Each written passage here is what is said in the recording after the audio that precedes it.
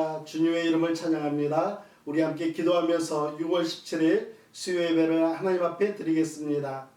살아계신 하나님 아버지, 은혜를 감사를 드립니다. 저희들을 하나님의 자녀 삼아 주시고 이 어려운 시기에도 믿음을 붙들고 하나님을 사랑하는 마음으로 하나님 앞에 예배하면서 승리하는 삶을 살아갈 수 있도록 인도하여 주심에 감사를 드립니다. 오늘 이 시간 저희들의 찬양과 예배 가운데 함께하여 주시옵소서. 영광받아 주시옵소서. 예수님의 이름으로 기도합니다. 아멘.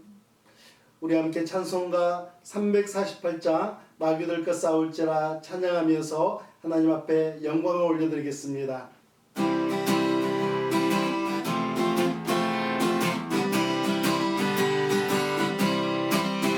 마귀들 것 싸울지라 저희가 벗으면 되어 반대하기 싸울지라 저기야 심판할 열방에 내가 선전 눈앞에 또 떠져오리라. 영광 할렐루야, 영광 할렐루야, 영광 할렐루야. 그 승리하리라. 마귀들 것 싸울지라 저희의 벗으면 되어 모아지는 흐르는 적이 아니라 불쑥거려 더러운 등원을 떨쳐버리고 주의 승리라. 영광 할렐루야, 영광 할렐루야, 영광 할렐루야. 그 승리하리라. 마귀들 것 싸울지라 저희가 벗으면 되어 너희 예수 그리스도 그 신발을 걸리고 너를 도와주시려고 서서 기다리시니 너서 나오라.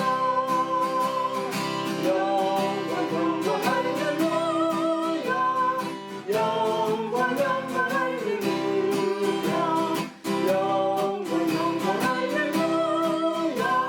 그 승리하리. 영광 할렐루야, 영광 할렐루야, 영광 할렐루야, 영광 할렐루야. 그 승리하리라. 아멘. 301장 지금까지 지내온 것 찬양하겠습니다.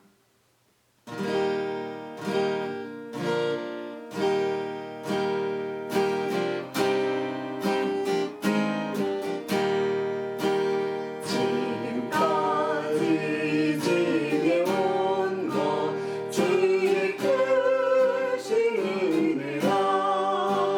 한이 없는 주의 사랑 어찌 이루 말하랴.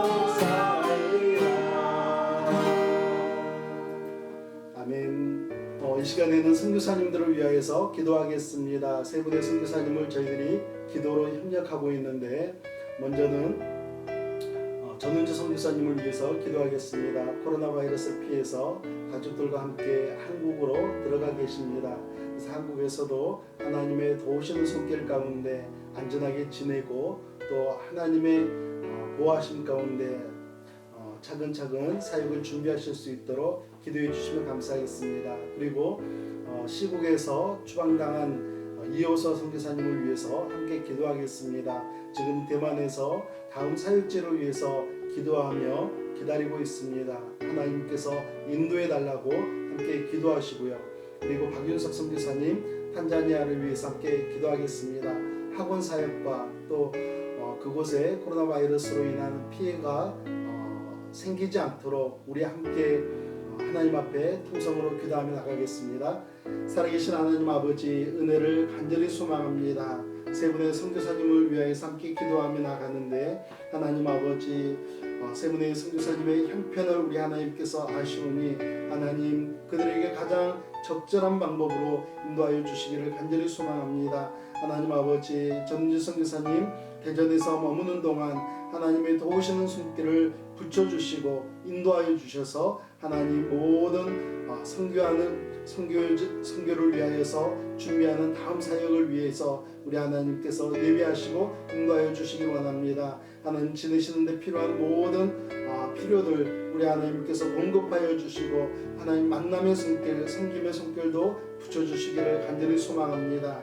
하나님 아버지, 이호서 선교사님 지금 대만에서 다음 사역을 위하여서 하나님 앞에 무릎을 꿇고 기도하며 기다리고 있습니다. 하나님께서 인도하여 주시고 하나님 건강적으로 또한 물질적으로 어려움 당하지 아니하도록 하나님께서 인도하여 주실 뿐만 아니라 영적으로도 피폐하지 아니하도록 하나님 그에게 풍성한 은혜를 허락하여 주시옵소서. 함께 계시는 사모님과 또한 가족들 위에도 하나님의 풍요로운 섬김 사랑하심이 함께하는 시간 될 수 있도록 인도하여 주시옵소서. 탄자니아에서 사역하시는 박윤선 선교사님 하나님 이제 학교를 다시 오픈하기 위해서 준비하고 있습니다. 하나님 모든 절차가 순조롭게 이루어지게 하여 주시고 하나님 그곳에 코로나 바이러스가 틈타지 못하도록 하나님께서 붙들어 주시고 보호하여 주시옵소서. 사역하시는 목사님과 사모님 위에도 또한 그곳에 함께 섬기는 스태프들과 또 함께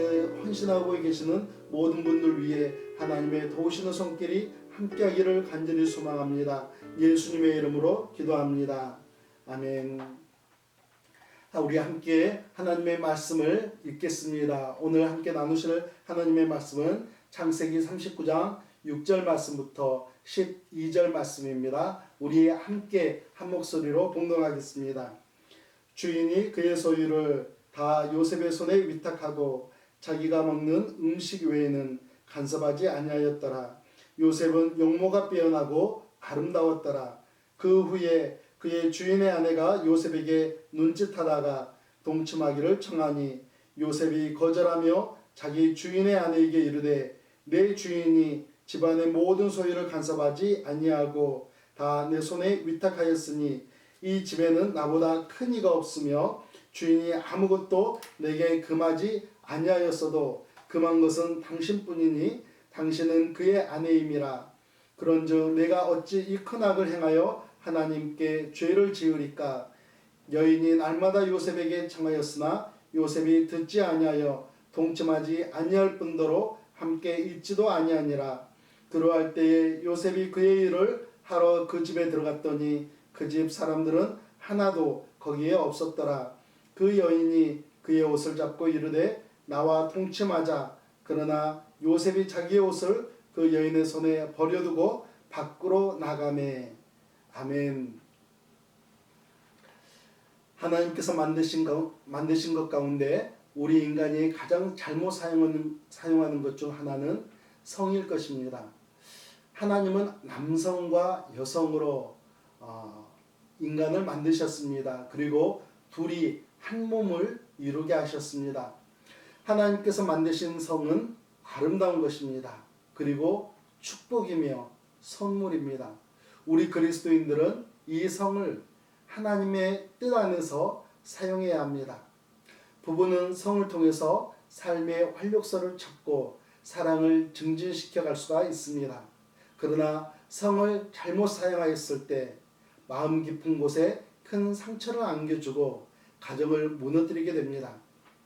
한 가지 우리가 분명히 알아야 할 것은 성경은 어느 시대이든지 우리 인간들의 삶의 원리가 됩니다. 예수 그리스도를 믿음으로 말미암아 의에 이르고 구원을 받는다는 그 믿음의 원리도 변함이 없지만 성에 대한 성경의 가르침도 어느 시대를 막론하고 바뀌어지지 않습니다. 오늘은 하나님의 사람 요셉에게 찾아왔던 유혹의 상황과 그가 어떻게 대처했는지를 살펴보겠습니다. 먼저 요셉의 경우 유혹이 어떻게 찾아왔습니까? 요셉의 경우에는 첫 번째로 성공의 가도를 달릴 때 찾아온 것을 볼 수가 있습니다. 유혹은 실패했을 때에도 찾아옵니다. 실패하고 스트레스가 가중되었을 때 유혹에 넘어져 타락해가는 사람들을 볼 수가 있죠. 그러나 많은 경우에는 성공했을 때 유혹이 찾아오고 또 그 유혹에 넘어지는 것을 보게 됩니다. 요셉은 어떤 모습으로 성공의 가도를 달리고 있습니까? 6절 중반절까지 보겠습니다. 주인이 그의 소유를 다 요셉의 손에 위탁하고 자기가 먹는 음식 외에는 간섭하지 아니하였더라. 요셉은 보디발에게 신뢰를 얻었습니다. 친위대장 집의 모든 재산과 가정의 대소사를 맡게 된 것이죠. 노예로 팔려온 요셉이었습니다. 그의 삶의 자리는 노예라는 자리였습니다. 그러나 지금은 한 가정에, 그것도 친위대장 집의 가정 총무가 되었습니다. 사회적으로 한 단계 올라서서 성공의 가도를 달리고 있을 때에 유혹이 찾아온 것입니다. 많은 사람들이 성공의 자리에서 유혹에 넘어지는 이유가 있습니다. 그 이유는 방심입니다. 성공이 나를 방심하게 만들고 성공이 우리들을 방심하게 만드는 것이죠. 나 정도면 이렇게 할 수 있지. 나 정도면 이런 대우를 받을 수 있어. 나 정도면 방심을 하는 것이, 그리고 틈을 보이는 것이 유혹에 넘어지게 되는 이유가 됩니다. 에베소서 4장 27절에서는 말씀합니다. 마귀에게 틈을 주지 말라. 마귀는 틈을 놓치지 않죠. 틈이 보이면 공격하기 시작합니다. 그래서 우리 하나님께서는 우리에게 틈을 주지 말라라고 말씀하시면서 에베소서 6장 11절 말씀도 우리에게 안겨주십니다. 에베소서 6장 11절에서는 마귀의 관계를 능히 대적하기 위하여 하나님의 전신갑주를 입으라고 말씀하고 있습니다. 우리가 틈을 보이지 않도록, 방심하지 않도록 하나님의 전신갑주를 항상 갖춰 입고 살아가야겠습니다. 사회적으로나 물질적으로나 한 단계 올라섰을 때에도 방심하지 않아야 하는 것이죠.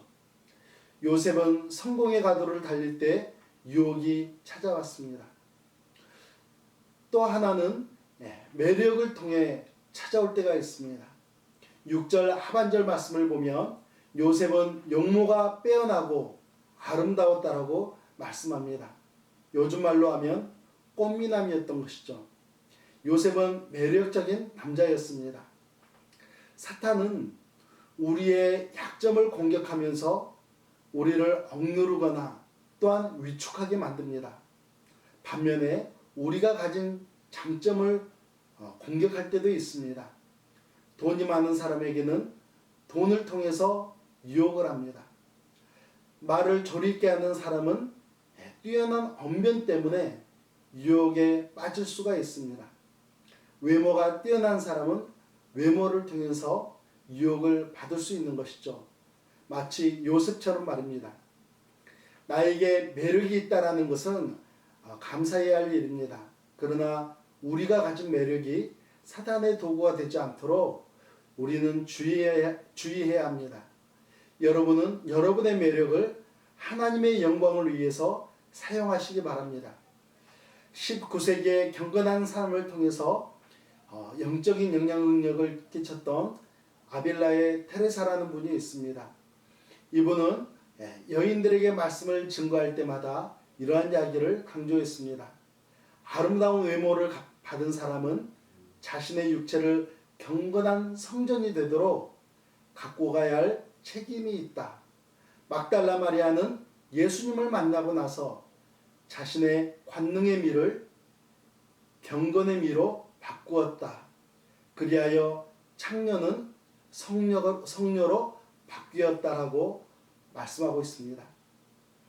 여러분, 관능의 미와 경건의 미는 어떻게 다르겠습니까? 어떤 사람은 이렇게 정의를 합니다. 관능의 미는 사람을 이용하려고 한다.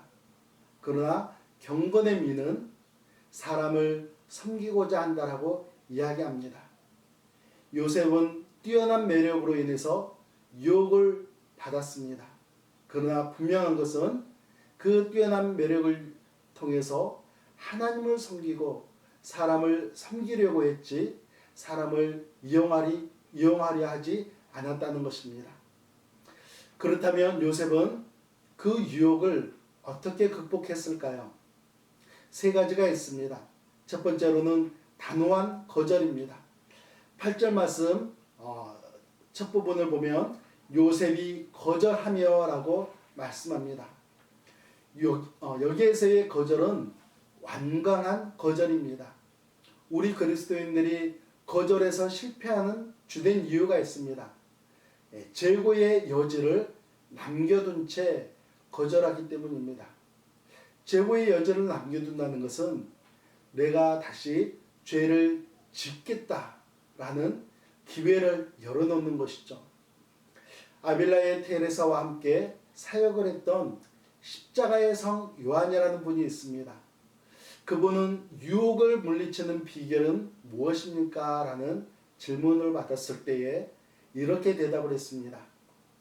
첫째도 say no, 둘째도 say no, 셋째도 say no라고 대답하라고 이야기했다고 합니다.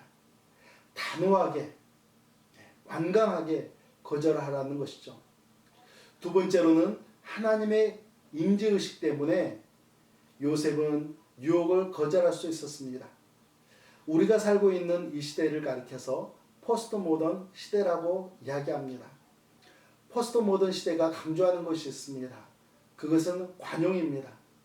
내가 당신을 인정해 줄 테니까 당신은 나를 인정해 주라는 것이죠. 그렇게 살다 보니까 선과 악의 경계선이 무너지기 시작한 것입니다. 예를 들면 19세기까지만 해도 간음은 누구에게나 죄라고 생각이 들었습니다.